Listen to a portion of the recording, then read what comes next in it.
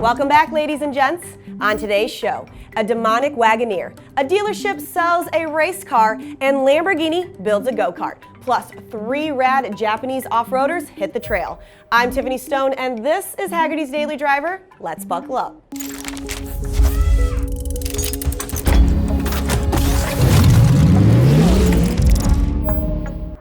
The Jeep Grand Wagoneer is one of the coolest classic 4x4s ever, but it's notoriously slow. Well, not this one. It has a Hellcat motor in it, and naturally, it's called the Hellwagon, and it's for sale on Meekum right now. It looks like a normal Wagoneer, shapely metal, felt seats, and an ambitious 100-mile-per-hour speedometer. But pop that hood or start it, and it's far from ordinary. This early listing has 0 details, but we know it has a blown 6.2-liter Hemi and 707 horsepower, and we can also assume it will have the Hellcat or Trackhawk's 8-speed transmission instead of the stock 3-speed. Now, if any truck needs a power boost, guys, it's this one. I can't stress how slow these are. Do you know how much power the 1989 Wagoneer had? Only 144 horsepower. And 0 to 60 took 14.6 seconds. I mean, by the time you even get up to freeway speed, you're ready to exit. But this one will win all the Nantucket drag races. Question is, do we choose this or the new TRX? Let us know in the comments. Now, what if, instead of a sleeper, you like to advertise that your car is fast? Then you would buy this one. That's a stock car formerly driven by 2-time Daytona 500 winner Michael Waltrip, and it's for sale at a dealership in Warsaw, Indiana. Now, they're only asking $60,000. That's likely a lot less than the development cost of its TRD engine. In fact, you can buy serious stock cars for a lot less money if no one famous drove it. This one, on racingjunk.com, has a 700 horsepower engine and costs as much as a new Civic.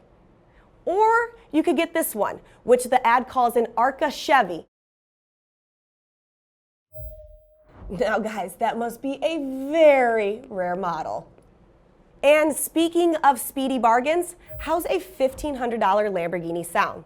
Meet the 9-bot Go-Kart Pro Lamborghini Edition. Car Scoops report that the mini Lambo was a joint project between Lamborghini and Chinese electronics company Xiaomi. The all-electric go-kart can reach 25 miles per hour and lap a 1,300-foot long course 62 times before needing a charge. You guys, that's having 15 miles of range. How cool! Now, any Lamborghini worth its yellow needs to sound good and be fun to drive. So this kart has special drift-happy tires and a speaker that will emulate a V10 or V12. No one at the club will be impressed when you valet it, but hey, to me, it looks fun. Coming up, which Radwood era off-roader would be the best for a trip across Moab? A 4Runner, a Montero, or a Samurai? Hagerty's Aaron Robinson went to find out. But first. Got a Hot Wheels Lamborghini, and take it for a spin, gonna tear around the track and go back again.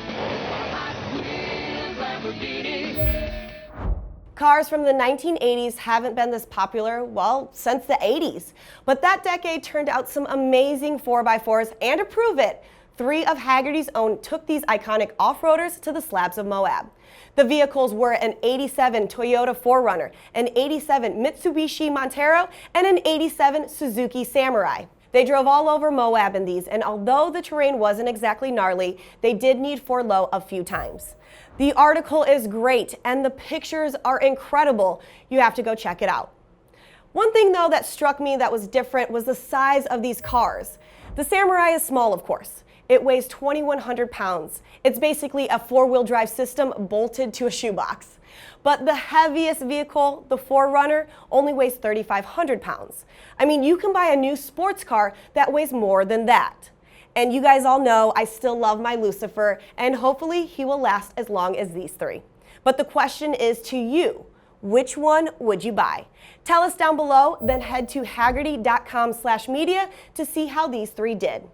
Well, that's all for me this week. Dana is filling in tomorrow, but until then, have fun and keep driving.